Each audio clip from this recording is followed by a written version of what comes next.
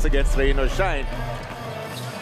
Ganun drive mula kay CJ Perez, first local scorer for the San Miguel Beermen. Ito naman ang kailangan pumutok para Kailangan ng tumira, kailangan ng dumiskarte ng NLEX. Bolik, umatake pa, and he scores on the banker. It's a great sign para dito sa NLEX. Yung mga kailangan umiscore. Importante umiscore na. Mike Henry, 4 points. Kicks it out. Ross wants 4, gets 4. Wow. Parang kalahati lang yung pagka-challenge sa kanya. Parang dinederde. Sige, tira mo. Makes them pay. Chris Ross with a 4.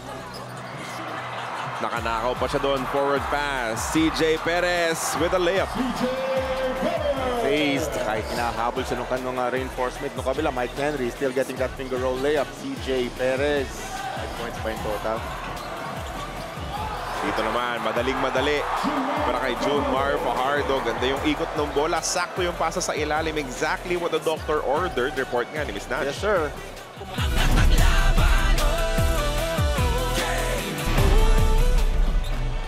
Henry, muntik masungkitan but he recovers and connects. Ganun-ganun na lamang. Tabla na po tayo ngayon.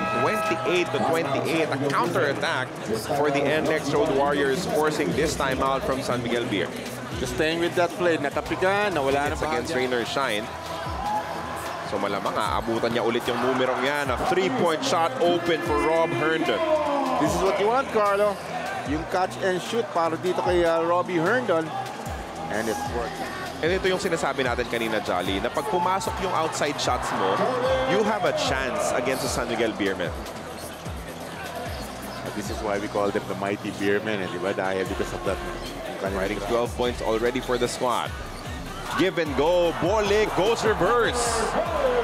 I was about to say, mukhang dangerous passing issue ni Michael Miranda, pero somehow it hit its target na si Bolik. San Miguel Beer.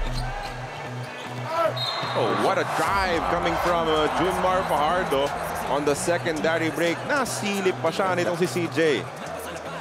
Usually we will see si CJ Perez talagang atake sa basket or kukuha na ng jump shot. Pero this time nakita. Bolik drives baseline, goes reverse. Ganda naman ang dukot mula kay Berto.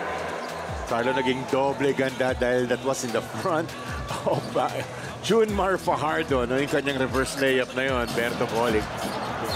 Atake na naman. CJ, iniwan sa kanilang import, gets the contact, gets the bucket, and the foul. Ganda naman yung play na yun. CJ Perez, hindi pinipilit, diba? Pagkaangat, all kinds of defenders in front of him. Iniwan lang ng bagya yung bola dito kay Nam.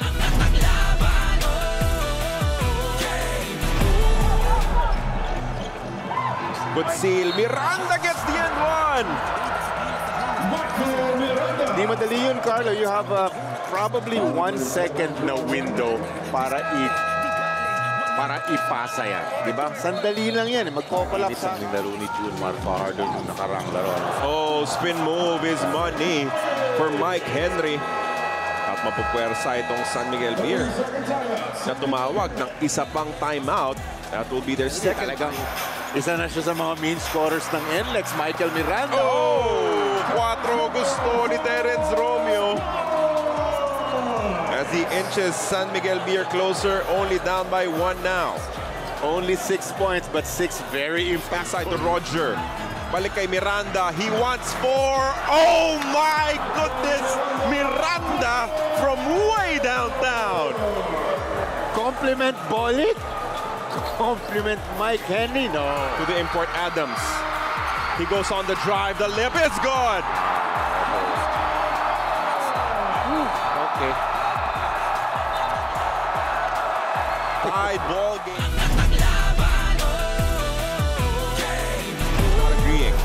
Nermal, biglang umatake, picks up his dribble, stretches for the layup and gets the end one. Terrific move mula kay John Nermal. Nakita niya parang re-relax ang huli niya, di ba? Re-relax ang depensa. At kay Marcelo, it's crunch time. Oh, Roger, a sneaky attack as he caught the defense of SMB napping. 4 points in the overtime period for Roger to work with. Herndon. Kailangan bumitaw. The three-point shot! Oh! For Robbie! Wow. But still a one-possession ball game here. Apat lang din itong kalamangan pa rin ng NLEX. But this is huge, Carlo. It's a three-pointer. Laro mo to, tuloy sa kampeonato. Sama-sama tayo, manlalaro, tapisyonado.